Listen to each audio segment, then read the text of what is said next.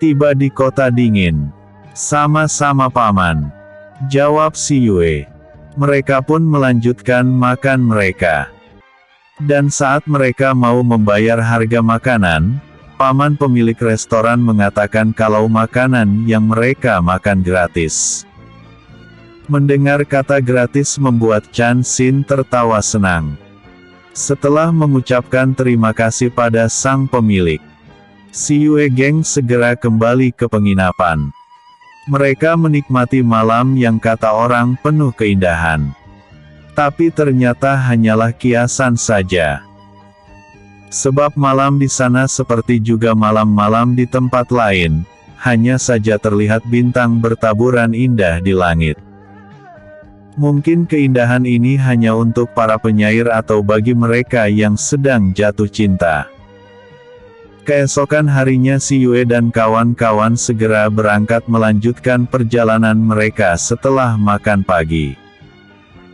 Karena masih ada waktu lebih dari 1 minggu, mereka melakukan perjalanan dengan santai, tidak terburu-buru juga tidak melambat. Mereka juga masih sempat menolong beberapa orang di dalam perjalanan mereka. 3 hari kemudian mereka telah sampai di pusat kota dingin. Si Yue dan kawan-kawan lebih mengutamakan mencari makan dulu sebelum mereka mencari tempat untuk menginap. Mereka berencana mencari tempat menginap yang dekat dengan rumah tinggal keluarga Si. Karena sekarang mereka belum tahu di mana tempat tinggal mereka, maka mereka memutuskan mencari rumah makan sambil mencari informasi tentang keluarga Si. Si Yue menatap rumah-rumah mewah di sepanjang jalan yang mereka lalui. Ternyata kota Dongin adalah kota teramai yang mereka temui sepanjang perjalanan mereka. Saat si Yue asik mengagumi rumah-rumah indah itu, saat itulah si Yue melihat gerbang tinggi di sebuah area pemukiman rumah besar dan bagus, terdapat ukiran kayu yang bertuliskan huruf besar keluarga Si. Melihat gerbang itu, si Yue berkata pada para sahabatnya, "Apakah itu rumah milik keluarga Si?" ucap si Yue. Para sahabatnya menatap ke arah gerbang rumah yang ditunjuk si Yue. Wah! Ternyata keluarga besar kakek Si merupakan keluarga yang sangat kaya. Apakah itu benar-benar rumah keluarga kakek Si? Kalau begitu keluarga kakek merupakan keluarga terhormat, ucap Chan Xin. Apakah kau lupa ucapan paman pemilik restoran di desa Yusa? Bukankah paman itu bilang kalau keluarga Si termasuk 3 keluarga besar di kota ini? Ucap Ning Si. Ternyata mereka berasal dari keluarga kaya. Tetapi aku juga tidak kaget sih. Bukankah di kerajaan Juhan kakek Si memiliki kedudukan yang sangat tinggi? Ucap Chan Xin. Benar juga katamu Chan. Kalau begitu kita cari penginapan di sekitar sini saja. Sebab dalam beberapa hari lagi kita akan mendatangi rumah itu. Kita akan lihat informasi apa saja yang bisa kita dapatkan, dan di mana kakek sekarang. Ucap si Yue. Akhirnya mereka mencari tempat tinggal di dekat perumahan milik keluarga Si. Dan mereka menemukan penginapan yang cukup mewah yang berada tepat di sebelah tembok pagar kediaman keluarga Si. Dan kebetulan juga penginapan itu merupakan bangunan bertingkat 3. Si Yue mencari kamar yang tepat di sebelah bangunan keluarga Si dan berada di lantai 3. Untunglah masih ada kamar untuk mereka berlima. Walaupun sewa kamarnya mahal, si Yue tetap mengambil untuk mereka tinggali. Mereka pun segera melihat keadaan kamar yang akan menjadi tempat tinggal mereka untuk sementara. Ketika mereka sampai di kamar masing-masing, si Yue segera bisa melihat kalau jendela kamarnya langsung menghadap pada bangunan rumah keluarga Si. Dari tempat si Yue berdiri dia bisa melihat kesibukan yang ada di halaman rumah itu. Ternyata di balik pintu gerbang rumah besar keluarga Si terdapat beberapa rumah berdiri megah di dalamnya. Semua itu membuat tempat kegiatan mereka terlihat sangat megah. Lalu di mana mereka menempatkan kakek Si dan ketiga kakakku? Gumam Si Yue. Kau melihat apa Yue? Tiba-tiba Pangeran Luoyi dan Feng Sun sudah berada di sebelahnya. Aku melihat tempat keluarga Si, aku berpikir di mana kakek Si dan kakak disekap. Ucap Si Yue. Yue, biarkan aku pergi melihat tempat itu. Terdengar suara Feng Kui. Ah, bodohnya aku. Baiklah Kui, kau pergilah ke sana dan cari di mana kakek Si dan kakak berada. Ucap Si Yue pada Feng Kui yang berada di pundaknya. Aku juga pergi Yue. Ucap Tiger. Pergilah.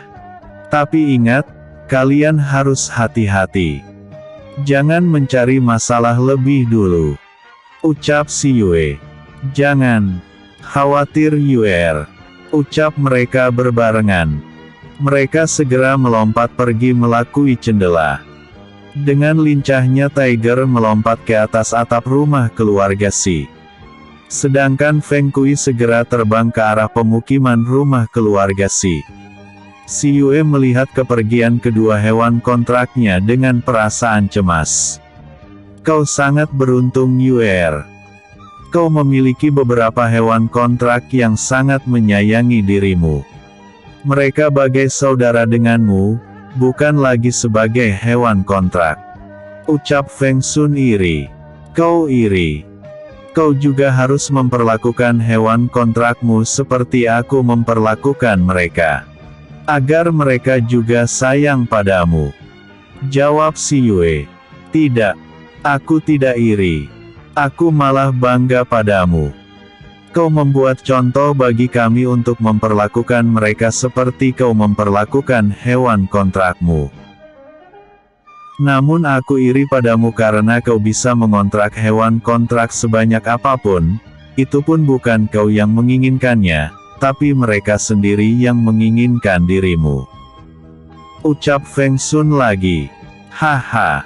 Itu sudah menjadi keberuntunganku Feng. Ucap Si Yue sambil tertawa.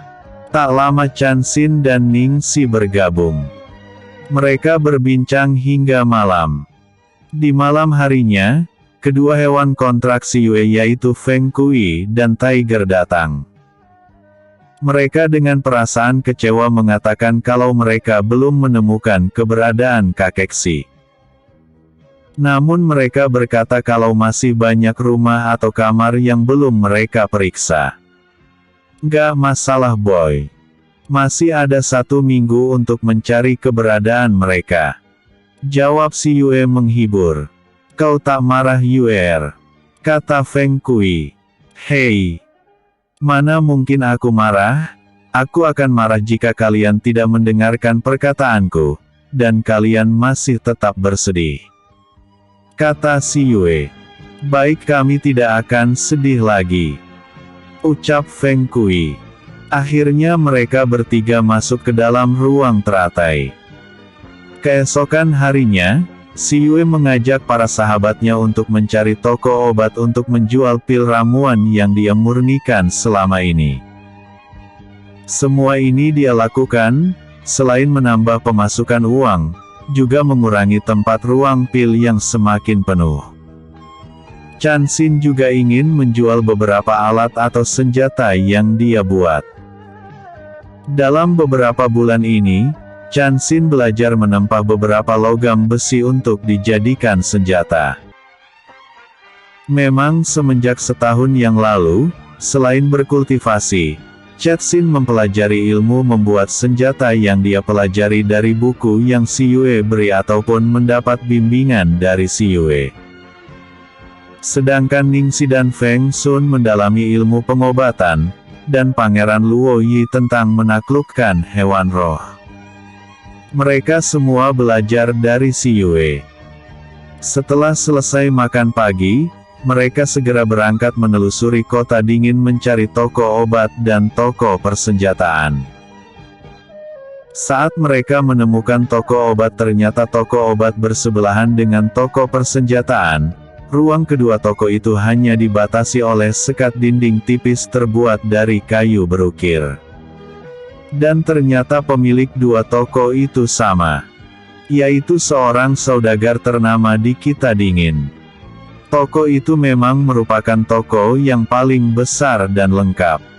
Toko terdiri dari 2 lantai. Lantai pertama berisi bahan obat, dari mulai tanaman obat segar sampai pada bahan obat kering. Sedangkan di lantai 2 adalah tempat pil ramuan dijual, dari mulai pil ramuan tingkat rendah sampai menengah ada di sana. Sedangkan pil ramuan tingkat tinggi atau pil khusus, hanya bisa ditemukan saat mereka memesan pada si penjual. Saat si Yue dan kawan-kawan masuk ke dalam toko, kebetulan sekali mereka bertemu dengan beberapa orang yang pernah mereka temui di desa Yusa. Saat mereka melihat si Yue dan kawan-kawan, mereka kaget bukan main, begitu juga dengan si Yue dan kawan-kawan. Keterkejutan mereka tidak berlangsung lama. Si Yung yang sejak pertemuan pertamanya dengan si Yue selalu merasa bersalah, kini dengan wajah gembira mendekati si Yue. "Kau ada di sini juga?" ucapnya ramah. "Benar, apa kabar?" jawab si Yue. "Baik."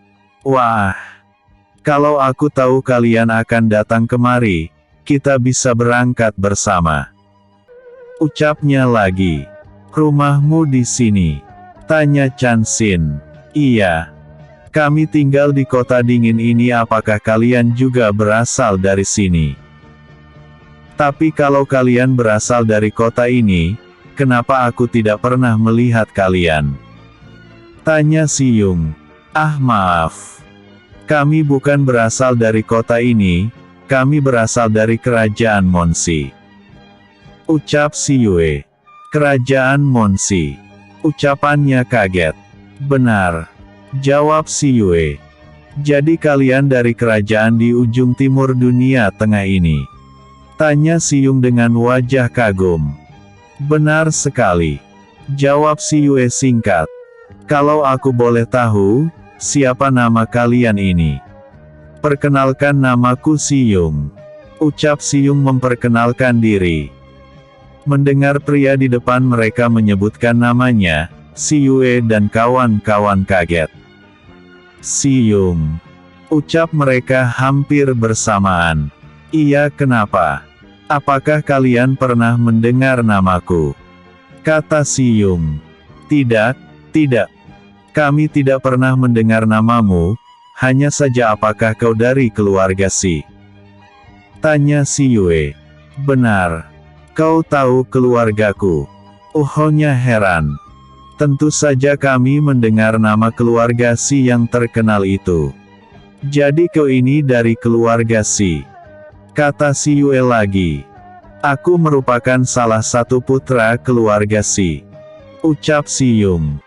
Mendengar ucapan si Yung, si Yue dan kawan-kawan saling berpandangan. "Ada apa?" tanya si Yung heran. Tidak ada apa-apa." "Lalu kau di sini mau mencari ramuan?" tanya si Yue mengabaikan pembicaraan. Namun sebelum si Yung menjawab, seorang gadis yang terlihat angkuh dan seorang pria yang terlihat lebih tua dari mereka datang menegur si Yung. "Kau ini kenapa terlalu lama berbicara dengan dia? Kau tahu kami menunggumu. Lagian untuk apa sih kau berbicara dengan pria tak dikenal?" ucapnya dengan sombong. Namun matanya sering melirik si Yue yang terlihat tak acuh padanya. Melihat tingkah kedua orang itu, si Yung menatap dengan wajah tak senang. "Kalau kalian mau pergi, pergi saja.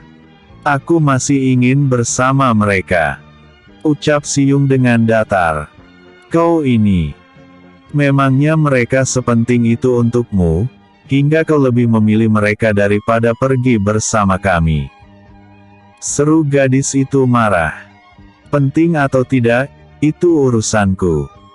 Kalau kalian mau pergi, pergi saja. Aku masih ingin bersama temanku. Ucap Si Yung lagi. Kau, seru gadis itu dengan wajah kesal. Dia tak pernah menyangka kalau saudara sepupunya yang terlihat pendiam itu bisa bertingkah seperti itu. Biarkan dia bersama gembel itu. Kita cari obat dulu. Ucap pria yang bersama wanita itu. Dengan wajah marah gadis tadi segera pergi dengan pria yang bersamanya. Maafkan saudaraku ya. Dia memang seperti itu. Ucap Si Yung dengan wajah terlihat malu. Gak masalah. Aku memakluminya. Jawab Si Yue. Namun tidak dengan para sahabatnya. Mereka marah mendengar ucapan dari kedua orang itu. Namun mereka menahan diri, karena tidak ingin merusak rencana Si Yue. Oh ya, nama kalian siapa? Tanya Si Yung lagi. Maaf aku lupa. Namaku Si Yue dan itu kakakku Luo Yi dan 3 sahabatku Feng Sun, Ning Si dan yang agak gendut itu Chan Xin. Jawab Si Yue. Namamu Si Yue. Namamu hampir sama dengan namaku. Ucapnya sambil menatap Si Yue. Benarkah? Mungkin kita saudara. Jawab Si Yue sambil berjalan masuk ke dalam toko obat. Mendengar ucapan dari Si Yue, Si Yung tertawa. Hahaha. Kalau itu kenyataan, aku senang Si Yue. Aku mau kau jadi saudaramu. Serunya sambil berjalan bersama Si Yue. Apa kau mau menjadi saudara dari orang sepertiku? Kami adalah orang-orang yang tidak mampu. Mana mungkin memiliki saudara kaya sepertimu? Jawab Si Yue. Ah, jangan kau berkata seperti itu Si Yue. Jangan kau dengarkan perkataan saudaraku itu, mereka memang seperti itu. Maafkan mereka ya. Ucap Si Yung yang ternyata berhati baik. Jangan khawatir, aku tak peduli apa kata saudaramu, lagian dia bukan siapa-siapa aku. Jawab Si Yue. Percakapan mereka terhenti saat seorang pria parubaya yang terlihat sangat sabar mendatangi mereka. Apakah ada yang bisa paman bantu tuan-tuan muda? Ucap paman itu ramah. Maaf paman. Apakah aku bisa bertemu dengan pemilik toko obat ini? Tanya Si Yue. Tuan muda ingin bertemu tuan kami. Kalau boleh tahu, untuk apa tuan mencari tuan kami? Tanya si penjaga toko ramah. Paman. Untuk apa kau melayani mereka? Paling-paling mereka ingin meminta bantuan. Kenapa kau harus beramah tamah pada mereka? Kau membuang-buang waktumu saja paman. Tiba-tiba terdengar suara dari belakang mereka. Otomatis Si Yue san kawan-kawan menatap pada sumber suara. Terlihat serombongan anak muda mendatangi mereka. Dan 2 orang di antara mereka adalah pria dan wanita yang tadi memanggil atau menegur Si Yung. Dan suara yang tadi menegur mereka berasal dari seorang gadis cantik berpakaian putih yang berjalan menghampiri mereka. Gadis itu terlihat sangat angkuh dan sombong. Dia menatap Si Yue dan kawan-kawan dengan wajah sinus dan menghina. Maaf Nona. Siapapun yang masuk ke dalam toko kami, dia adalah tamu kami. Dan kami tidak akan membeda-bedakan siapa dia. Tamu bagi kami adalah seseorang yang harus kami hormati. Ucap paman penjaga dengan wajah terlihat tidak senang. Mendengar ucapan paman penjaga toko, gadis itu terlihat marah dan kesal. Dasar penjaga bodoh. Apakah kau tahu siapa kami? Ucap wanita itu dengan wajah marah. Kami tahu siapa Anda. Bukankah Anda pemuda dari keluarga Si? Bagaimana kalau terua kalian tahu perbuatan kalian ini? ucap paman penjaga dengan wajah tenang. Kau, seru wanita itu marah. Paman penjaga tak peduli, dia segera menatap si Yue. Maaf anak muda. Kau ingin bertemu dengan pemilik toko ini untuk apa? Ucapnya kembali pada si Yue. Aku ingin menjual beberapa pil yang aku murnikan paman. Jawab si Yue. Ramuan yang dimurnikan. Kata paman penjaga kaget. Benar paman. Jawab si Yue. Mendengar ucapan si Yue, sekelompok anak muda itu tertawa terbahak-bahak. Dia menjual pil ramuan. Hahaha. Pil apa yang bisa dia murniakan? Tampang sih boleh saja. Tapi apa benar dia bisa memurnikan ramuan? Ucap salah satu dari mereka. Maaf. Sejak tadi kau selalu membuat masalah pada kami. Apakah aku pernah berbuat salah pada kalian? Ucap si Yue dingin. Benar. Kau telah berbuat salah pada kami. Kesombongan kalian membuat kami muak dan kesal. Ucap salah satu pria di depan mereka. Kesombongan kami. Kapan kami bertemu dengan kalian dan membuat tingkah kami dianggap sombong oleh kalian? Setahuku, kami tidak pernah bertemu dengan kalian, dan kami tidak pernah sepatah pun berbicara dengan kalian selain hari ini. Lalu di mananya kami bersikap sombong pada kalian? Ucap si Yue terpancing emosinya. Sedang para sahabatnya sudah sejak tadi ingin memukul mulut mereka. Tidak perlu bertemu atau berbicara. Jika kami mengatakan kau sombong, tentu saja kau memang sombong. Kau berkata ingin menjual pil ramuan. Ramuan apa? Ah, paling-paling ramuan yang membuat orang keracunan. Ucap salah satu dari mereka dengan nada menghina. Si Yue pun akhirnya tidak memperdulikan mereka lagi. Dia segera menatap pada penjaga toko. Paman, apakah aku bisa menjual pil ramuan seperti ini? Tanya si Yue sambil mengeluarkan pil penyembuh level 3 dan pil pemurni atau penyerap ki level 3. Si Yue memberikan pil ramuan itu pada penjaga toko. Melihat pil yang diberikan si Yue pada Bia, penjaga itu terbelalak kaget. Ini pil. Ucapnya tergagap. Iya paman. Aku juga membawa pil Guyansi. Tapi untuk pil Guyansi akan aku tunjukkan saat tuan paman datang kemari. Jawab si Yue. Melihat obat di tangannya, paman penjaga toko masih tak percaya. Dia menatap si Yue dan berkata, Ini pil penyembuh dan penyerap ki. Ucapnya dengan wajah tak percaya. Benar paman, kalau tuan Anda mau membelinya, aku punya banyak. Jawab si Yue. Dan kau juga memiliki pil Guyansi. Ucapnya dengan wajah terkejutnya. Benar paman. Tapi untuk pil Guyansi akan aku keluarkan saat pemilik toko ini datang kemari. Maaf paman. Ucap si Yue. Tidak masalah nak. Baik paman akan memanggil tuanku. Seru paman penjaga dengan cepat. Tunggu. Sebuah suara menghentikan langkah paman penjaga. Dan dia ternyata gadis berbaju putih tadi.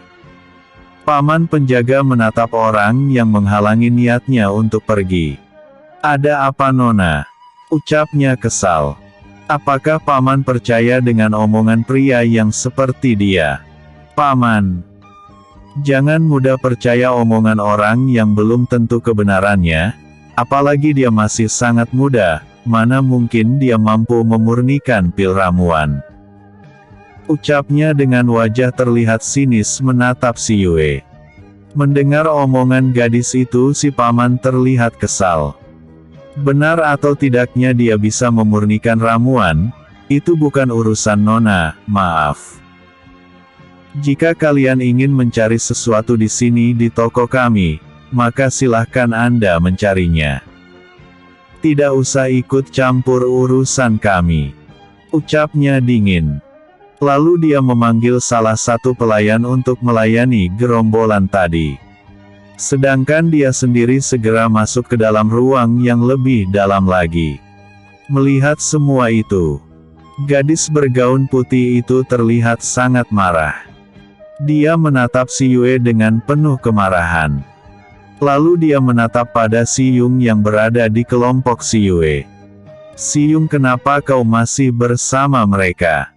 ucap gadis itu dengan wajah marah. "Memang apa salahnya? Mereka sahabatku, tentu saja aku bersama mereka," jawab Si Yung. "Si Yung, dia orang asing. Kau belum mengenal dia," serunya marah. "Yah, kau memang gadis pilihan keluarga, tapi kau bukan ayahku yang bisa mengaturku semaumu," ucap Si Yung dengan datar. "Kau membela orang asing daripada keluargamu," ucap wanita yang dipanggil Yahya dengan penuh marah. "Mereka temanku, bukan orang asing, dan mereka tidak memiliki kesalahan pada kita," ucapnya tenang. "Kau," serunya marah. Perdebatan berhenti saat paman penjaga datang bersama seorang pria parubaya yang masih terlihat tampan. "Maaf, sampai di sini dulu ya. Aku sambung besok. Jangan lupa, selaku aku ingatkan, like, vote, dan komen kalian selalu autor tunggu." Bersambung episode sebelumnya, Desa Yusa. Episode berikutnya, Taruhan SIYUE, Dokter Jenius. Taruhan SIYUE. "Mereka temanku, bukan orang asing, dan mereka tidak memiliki kesalahan pada kita," ucapnya tenang. "Kau," serunya marah. Perdebatan berhenti saat paman penjaga datang bersama seorang pria parubaya yang masih terlihat tampan. Pria itu terlihat berjalan dengan tenang mendekati mereka yang sedang berdebat. "Selamat siang anak-anak muda. Apa ada yang bisa aku bantu?" ucapnya ramah. Melihat gaya bicara dan kesopanannya serta cara berpakaian pria itu, sekilas sudah bisa ditebak kalau dia seorang bangsawan. Apalagi saat di sebelahnya berdiri paman penjaga toko yang tadi bersama mereka. Pasti dia pemilik toko obat dan persenjataan ini. "Benar paman. Pasti paman pemilik toko ini. Lebih baik paman mengusir mereka dari toko paman. Sangat berbahaya membiarkan mereka di sini paman," ucap wanita itu dengan nada sombong. "Kenapa bisa seperti itu Nona?" tanya pemilik toko heran. "Karena aku yakin mereka akan menipu paman. Biasalah paman. Orang-orang seperti mereka sangat tidak pantas berada di tokomu ini," ucap wanita itu kembali dengan sinis. "Jaga ucapanmu Nona," seru Chansin mulai tak tahan. "Kenapa kau marah? Apa kau marah setelah ketahuan niat kalian yang sebenarnya? Aku tahu kalian ingin menipu paman memilik toko kan?" Ucapannya semakin tak karuan. "Nona, benar kata mereka, kau terlalu berlebihan. Apakah mereka memiliki salah padamu hingga kau begitu kasar dan benci pada mereka? Atau kau punya bukti kalau mereka akan menipuku?" ucap si pemilik toko. Mendengar ucapan pemilik toko, wanita itu terdiam sejenak. Tak lama dia berkata, "Lihat saja paman. Pasti obat yang dia buat itu obat palsu. Coba paman pikir. Apa mungkin dia yang masih seumuran kami mampu memurnikan pil ramuan?" ucapnya sambil mencibir menatap Si Yue. "Hahaha. Dasar bodoh. Apakah semua orang sebodoh dan setolol kamu? Karena kau tak mampu, lalu kau anggap semua orang sama seperti otakmu yang tolol itu. Ucap Chetsin sarkas. Kau! Teriaknya marah. Dia seperti ingin melompat menyerang Chansin. Namun saudaranya memegangnya. Maaf Nona. Kalau kau ingin membeli sesuatu silahkan cari di tokoku, dan biarkan aku berbicara dengan mereka. Jadi jangan ganggu kami. Ucap sang pemilik toko tak senang membuat gadis itu terdiam. Lalu pemilik toko segera menatap si Yue. Nak, apa benar kau memiliki banyak pil ini? Tanya sang pemilik dengan lembut. Benar Paman. Kalau Paman ingin membelinya, aku punya banyak pil seperti itu. Jawab si Yue. Kalau begitu kenapa kau tidak mengeluarkan semuanya? Tanya Paman memilik toko. Aku akan mengeluarkan semua pil punyaku, asal harganya sesuai Paman. Jawab si Yue dengan tenang. Baiklah kalau begitu kau mau berapa? Tanya Paman pemilik toko. Paman berani berapa? Jawab si Yue. Kau punya berapa pil ramuan? Ucap sang Paman. Banyak Paman. Jawab si Yue tenang. Mendengar isauan si Yue, Samge pemilik toko terdiam dan berpikir sejenak. Nak, bagaimana kalau kita akan membuat kesepakatan hubungan kerja saja? Aku yang akan menjual obatmu, nanti hasil penjualan 75% milikmu dan 25% milikku. Bagaimana? Ucap pemilik toko. Terlihat si Yue gantian yang berpikir. Baiklah. Kita sepakati perjanjian ini. Aku setuju Paman yang menjualnya, tapi apa boleh kita meminta separuh uang muka Paman? Kata si Yue sambil tersenyum lembut. Melihat senyuman di bibir si Yue, terlihat sang pemilik toko terpanah. Tak lama dia berkata, Paman akan memberikan separuh uang muka Nak. Nak, sekarang kau bisa mengeluarkan pil yang kau miliki. Ucap Paman pemilik toko sambil tersenyum kembut. Baik Paman. Boleh aku meminta 2 meja panjang? Ucap si Yue. Untuk apa? Tanya sang Paman. Paman akan lihat nanti.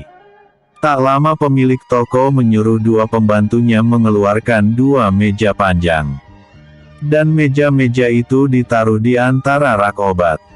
Seperti ini anak muda? Tanya sang Paman. Iya Paman. Jawab si Yue. Lalu si Yue mengibaskan lengan bajunya. Dan secara cepat di atas meja terdapat berpuluh botol pil obat memenuhi 2 meja panjang di depan mereka. Melihat kenyataan itu, pemilik dan penjaga toko serta anak muda keluarga si kaget bukan main. Mereka membelalakan matanya karena kaget dan takjub. Ini, semua ini milikmu Nak? Tanya pemilik toko dengan wajah kagum. Benar Paman. Jawab si Yue. Ya Dewa. Berapa tahun kau memurnikan pil ini Nak? Ucap Paman pemilik toko. Setahun Paman. Saat ada waktu senggang aku membuatnya. Jawab si Yue ringan. Apa? Dalam setahun. Ucap Paman pemilik toko. Iya Paman. Kelamaan ya. Ucap si Yue malu. Alah. Jangan percaya Paman. Mana ada orang membuat pil ramuan begitu banyak hanya dalam 1 tahun. Memangnya semudah itu memurnikan ramuan pil? Ucap gadis itu dengan wajah sengit.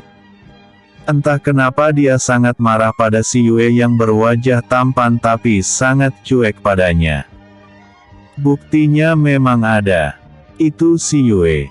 Dan perlu kau ketahui kalau dia sahabat sekaligus guru terbaik kami.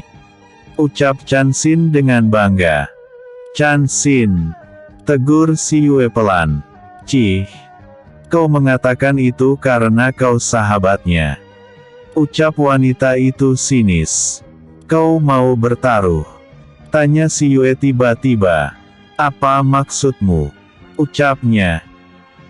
Jika aku bisa memurnikan ramuan dan menghasilkan pil pada level 4, maka kau harus menyetujui permintaanku dan kau juga berlutut di depanku. Tapi jika sebaliknya aku tidak bisa membuat pil pada level itu, maka aku akan menuruti permintaanmu bagaimana? Kata Si Yue. Mendengar ucapan Si Yue, gadis itu terlihat menatap pada saudaranya. Hei! Bukannya kau katakan kalau saudaraku Si Yue pembohong dan penipu? Lalu kenapa kau takut dengan tantangan itu? Kata Chan Xin memanasi. Baik, siapa takut? Ucapnya dengan wajah sinis. Bagus. Aku akan membuktikan padamu kalau aku mampu memurnikan ramuan. Dan paman berdua. Maukah kalian sebagai saksi taruhan kami? Ucap Si Yue dengan ramah. Ada senyum di bibir Si Yue yang membuat orang tak bisa menolak permintaannya. Senyum Si Yue bagai magnet yang membuat orang luluh. Tentu nak. Kami berdua akan menjadi saksi taruhan ini. Dan aku sebagai pemilik dari toko ini akan menyediakan tempat dan bahan yang kau gunakan. Ucap paman pemilik toko. Terima kasih paman, aku akan membuatkan pil ramuan Guyansi yang telah aku janjikan padamu. Jawab Si Yue dengan riang. Benarkah? Kalau begitu paman ucapkan terima kasih. Ucap paman pemilik toko. Jangan percaya padanya paman. Nanti kau akan menyesal. Ucap gadis itu dengan nada mengejek. Baiklah paman, mari kita pergi ke tempat di mana aku akan membuat pil itu. Kata Si Yue. Mereka pun akhirnya berjalan ke tempat di mana Si Yue akan memurnikan bahan obat yang akan menjadikan pil ramuan Guyansi. Sebelum keluar, Si Yue mengambil bahan obat yang akan dia murnikan seizin paman pemilik toko. Mereka berjalan ke arah samping bangunan toko. Ketika sampai di sana, ternyata tempat yang akan dipakai adalah tempat seperti aula kecil. Namun di sudut ruangan ada tripod yang dapat digunakan untuk memurnikan pil. Semua orang mulai masuk ke dalam ruangan. Dan ada beberapa orang yang tadi mendengar keributan, ikut masuk ke dalam ruangan itu. Mereka ingin melihat pria tampan itu akan mempermalukan keluarga Si yang terkenal sombong itu. Paman, boleh aku meminjam tripod milik paman? Tanya Si Yue. Tentu saja boleh. Pakailah. Ucap paman pemilik toko ramah. Si Yue segera berjalan ke arah tripod yang berada di sudut ruangan. Terlihat Si Yue mulai berdiri di dekat tripod. Sedangkan bahan pil Si Yue taruh di meja yang ada di sebelah tripod. Tak berapa lama Si Yue mengeluarkan tenaga dalamnya. Terlihat di telapak tangan Si Yue api biru menyala dengan terang. Melihat api itu, paman pemilik toko kaget. Sebab dia belum pernah melihat api biru seterang itu. Dan api biru bagaikan makhluk hidup di tangan Si Yue. Perlahan terlihat Si Yue mulai memanaskan tungku obat. Setelah mengontrol api di bawah tripod, terlihat Si Yue mulai mempersiapkan bahan ramuan di sebelahnya. Tak lama Si Yue membuka tutup tungku secara perlahan. Terlihat sekali gerakan Si Yue sangat tenang dan santai. Tak berapa lama Si Yue mulai memasukkan ramuan ke dalam tungku obat. Dan kini dia mulai konsentrasi di sebelah tripod. Semua orang menatap ke arah Si Yue dengan tegang kecuali keempat sahabatnya. Hingga hampir 1 jam kemudian mereka mendengar suara halus keluar dari dalam tungku pil yang ada di depan Si Yue. Ding! Ding! Mendengar suara itu, semua orang terlihat semakin tegang. Si Yue segera membuka tutup tungku obat. Saat tungku terbuka mereka mencium bau harum ramuan yang sangat kental keluar dari tungku obat di depan si Yue. Tak berapa lama terlihat 5 buah pil berwarna putih cerah melayang keluar dari dalam tungku obat. Dengan perlahan si Yue memasukkan pil itu ke dalam wadah mangkok kecil yang memang sudah dia siapkan laku mematikan tripod. Sedangkan para menonton tercengang terutama paman pemilik toko dan keluarga Si. Setelah menutup kembali tungku si Yue berjalan ke arah paman memilik toko. Paman. Sekarang paman bisa memeriksa pil ini. Apakah ini pil ramuan Guyan Si atau bukan? Kata si Yue sambil menyerahkan 5 pil Guyan Si ke tangan pemilik toko. Dengan wajah penuh kagum, paman pemilik toko menerima pil itu. Setelah meneliti pil warna putih itu paman pemilik toko berdecak kagum. Sempurna. Sangat sempurna. Ini benar-benar pil Guyan Si tahap 4 yang hampir disempurnakan ke tahap 5. Nak, apakah kau sengaja tidak menyempurnakannya? Kata pemilik toko. Mendengar pertanyaan pemilik toko, si Yue tersenyum. Bukankah aku berjanji untuk pil ramuan level 4 paman? Jawab si Yue tenang. Mendengar ucapan si Yue, paman pemilik toko bingung mau menangis atau tertawa.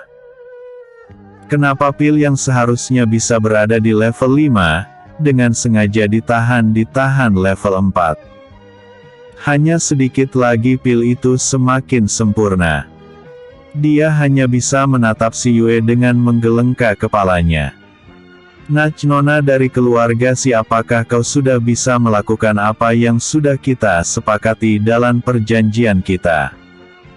Kata si Yue dingin. Curang. Kau curang? Kau sengaja menjebakku. Kau berpura-pura bodoh agar aku tertipu olehmu. Teriaknya marah. Mendengar ucapan wanita itu si Yue tertawa. Menjebakmu. Hahaha. Mana bisa kau mengatakan aku menjebakmu? Bukankah kau yang sejak awal kita bertemu mengatakan aku seorang penipu dan pencuri, orang yang mencari kesempatan menipu orang lain? Kenapa sekarang kau mengatakan aku menjebakmu? Jangan kau katakan kalau kau ingin mengingkari perjanjian kita. Banyak saksi mata dan telinga di sini yang mendengarkan dan melihat taruhan kita. Ucap si Yue dengan wajah tenang. Mendengarkan ucapan si Yue, wanita itu terlihat marah dan kesal. Dia menatap si Yue dengan tatapan menghina. Mana mungkin aku berlutut di depan pria gembel sepertimu, jangan bermimpi. Ucapnya dengan marah. Nona. Taruhan yang kau buat banyak saksinya, aku pun juga menjadi saksi taruhan yang kalian buat. Maka itu jadilah manusia yang menepari janjinya. Ucap paman pemilik toko. Dia yang membuat taruhan itu, bukan diriku. Ucapnya masih ingin menolak. Tapi kau menyetujuinya, kaulah yang sejak awal memprovokasi dia. Ucap paman pemilik toko marah dan kecewa melihat sifat wanita di depannya.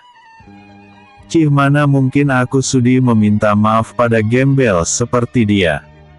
Ucapnya sambil melangkah meninggalkan tempat itu diikuti saudara-saudaranya. Tentu saja perbuatannya membuat paman pemilik toko terlihat semakin marah. Tunggu. Seru paman pemilik toko. Namun gadis itu tetap melangkah pergi. Namun sebelum mereka keluar dari pintu, tiba-tiba 3 orang pria bertubuh kekar dan kuat berdiri di depan pintu. Mereka menghadang langkah keluarga Si keluar dari ruangan itu. Mungkin kalian mau apa? Seru wanita itu marah. Maaf, kalian harus mendengarkan ucapan bos kami dulu. Ucap salah satu dari mereka. Wanita itu berbalik dan menatap paman pemilik toko yang sedang berjalan menghampirinya dengan marah. Apa mau paman? Ucap wanita itu dengan kesal. Ternyata kau sombong sekali nona. Keluarga si memang bodoh mendidik generasi mudanya hingga tidak memiliki kesopanan.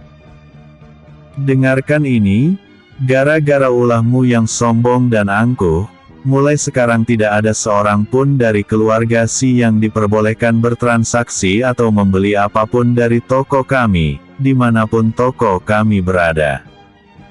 Kami melarang keluarga si masuk ke toko kami dimanapun itu. Kami tidak suka pada keluarga yang memiliki generasi mudanya yang sombong dan tak tahu diri sepertimu. Ingat itu. Pergilah dan bilang pada keluargamu. Ucap paman pemilik toko dengan marah. Setelah itu 3 pria kekar di depan pintu memberi jalan pada mereka. Terlihat mereka pergi dari toko obat dan toko senjata milik sang paman. Kasihan si Hyung, dia terpaksa ikut mereka pergi. Maaf Yue. Aku kembali dulu. Lain kali aku akan mencari kalian. Ucap si Hyung dengan wajah sedih. Gak masalah Hyung. Pergilah. Mereka keluargamu. Jawab si Yue sambil tersenyum. Si Yue melihat kepergian si Hyung bersama para saudaranya. Setelah mereka tak terlihat lagi, si Yue berkata, "Maafkan aku paman. Aku telah membuatmu ikut dalam konflik kami." Ucap si Yue. Tidak apa-apa nak. Paman juga sangat tak suka melihat sifat wanita itu. Dia egois, menang sendiri, licik dan sombong. Keluarga si akan sangat dirugikan jika gadis itu menjadi pemimpin di keluarga si. Ucap paman pemilik toko.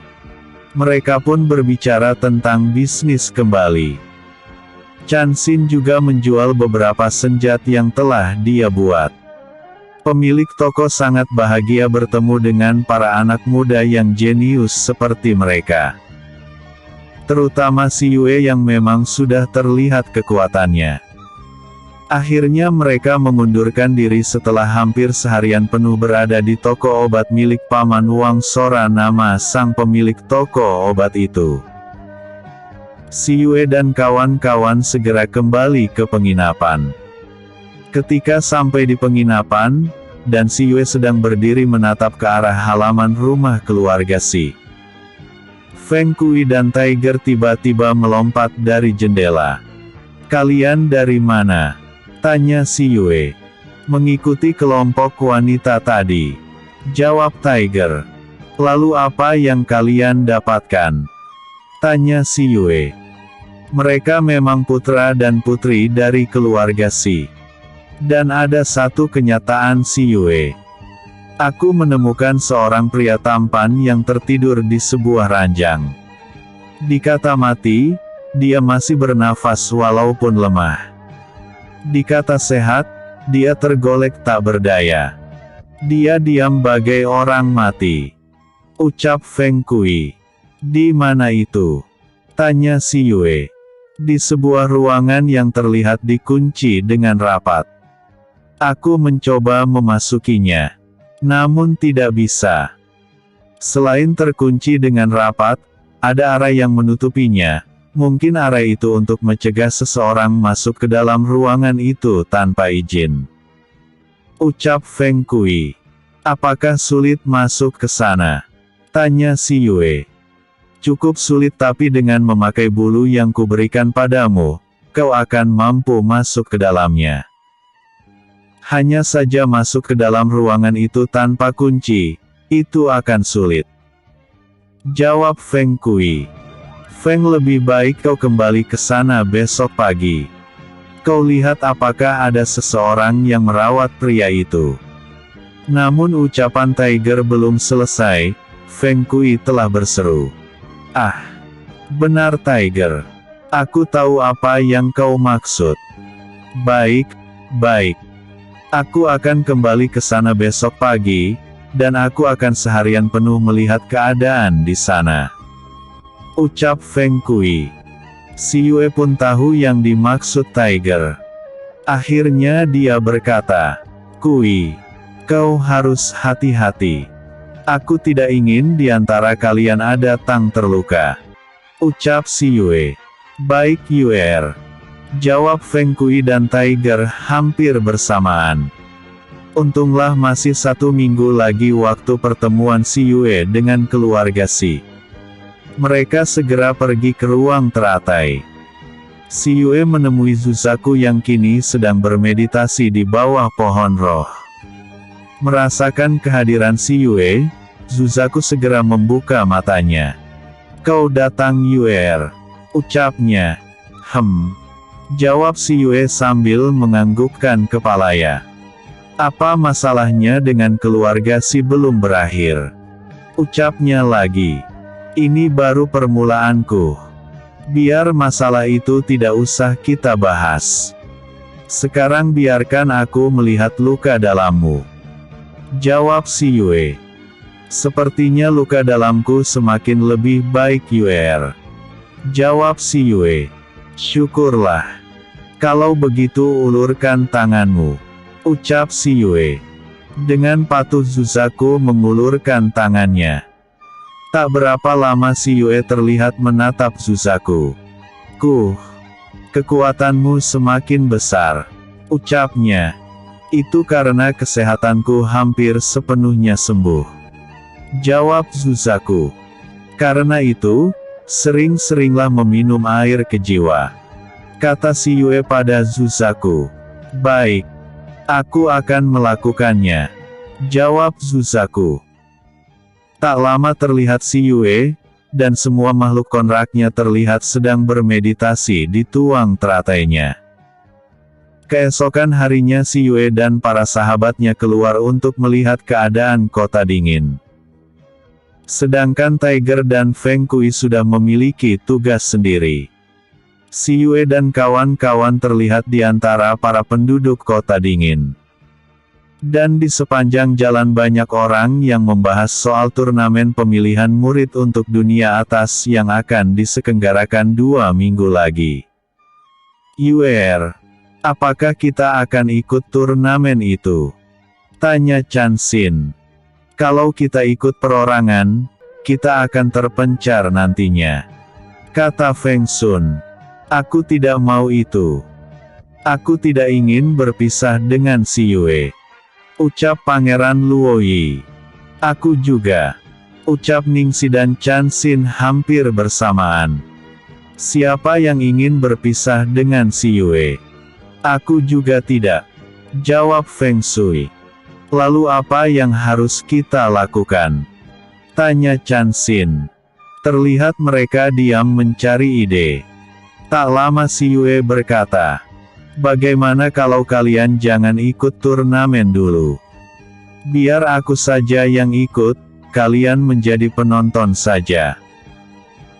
Dan saat aku sudah terpilih, kalian bisa masuk ke dalam ruang teratai untuk ikut aku ke dunia atas. Lalu di sana kalian ikut turnamen murid baru di dalam perguruan yang akan menjadi pilihanku." "Bagayama," ucap si Yue mengusulkan.